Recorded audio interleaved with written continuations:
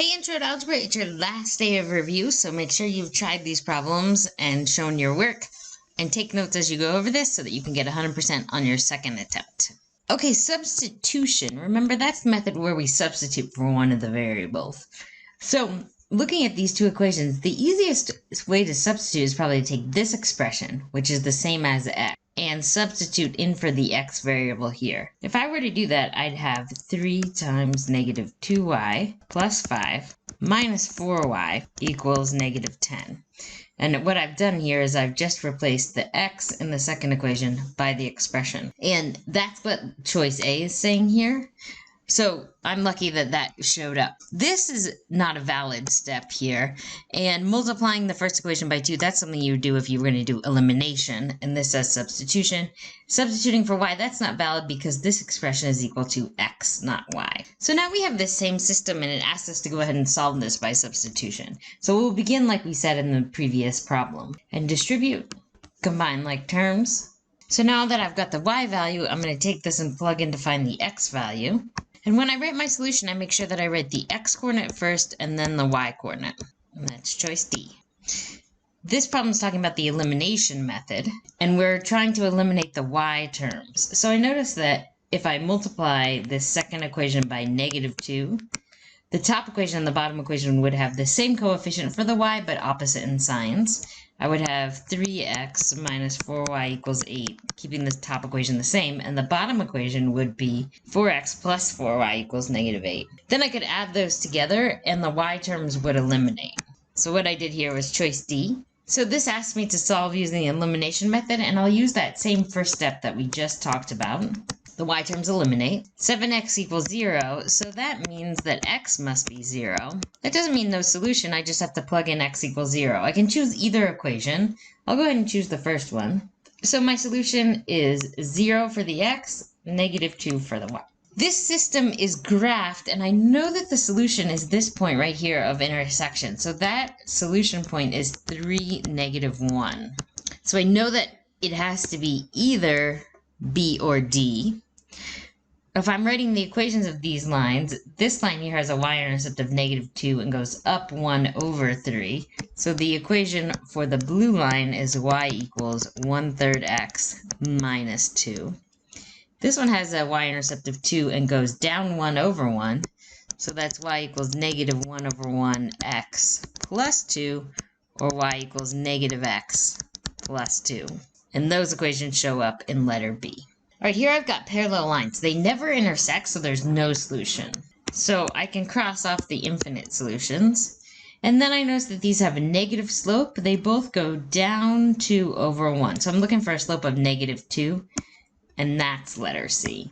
Here I've got two equations, but I've only got one line. So that means that these are overlapping lines.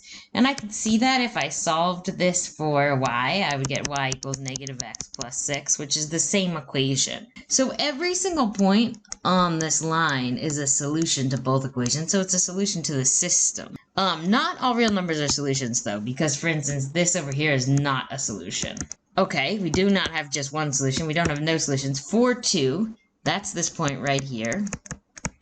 And 3, 3, which is that point right there, are two of the infinitely many solutions. All right, a little bit of stuff with exponents. So remember, anything to the 0 power is the same as 1. So this is really just 7 to the 9th times 7 squared times 1. And if I imagine 9 7s being written out and then 2 7s being written out, altogether, how many 7s are multiplied together? 11 7s. So this is 7 to the power of 11. Letter C. All right, here we've got some variables. Remember that when we've got a negative exponent, something like x to the negative 3, that means 1 over x cubed. So this is going to come down into the denominator to become a positive exponent. So I'm going to end up with y squared divided by x cubed times 4y. But now I've got a y in the numerator and the denominator, so I can reduce that a little bit. One of these y's is going to cancel out, so I'm just left with 1y up here, and x cubed times 4 in the denominator.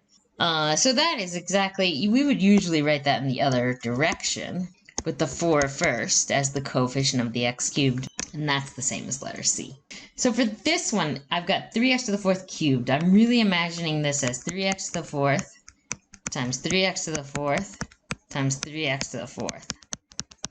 So that means 3 times 3 times 3, that gives me 27. Here I've got 4x's, 4x's, 4x's. All together, how many x's multiplied together? 12x's. Letter B. This comes back to kind of what we talked about earlier with negative exponents. This means 1 over 4 to the third. And 4 to the third means 4 times 4 times 4. And that's 64. Same as letter A. All right, scientific notation. Remember the shortcut to know how many powers of 10 you need is to count how many times you have to move that decimal place. Here I have to move it 1, 2, 3, 4, 5 times. So this is going to be 6.575 times 10 to the positive 5. To make a big number, this is a bigger number, not less than 1. We need a positive power here. Letter B. Now we're going backwards. This is a negative exponent, so I know it's going to be small. The negative 4 tells me how many places to move it. I'm going to make a small number, so I'm going to move this way. 1, 2, 3, 4. And then I've got to fill in with 1, 2, 3 zeros after the decimal point. So let me count really carefully. That has too many zeros. Letter C has too many zeros. That's a big number. That's wrong. This has exactly the right thing. Awesome. So keep these notes all organized. Your final progress check tomorrow will be based on these days of review. So make sure that you look over them, have them all organized, because you can use your notes on the final progress check tomorrow. Great job.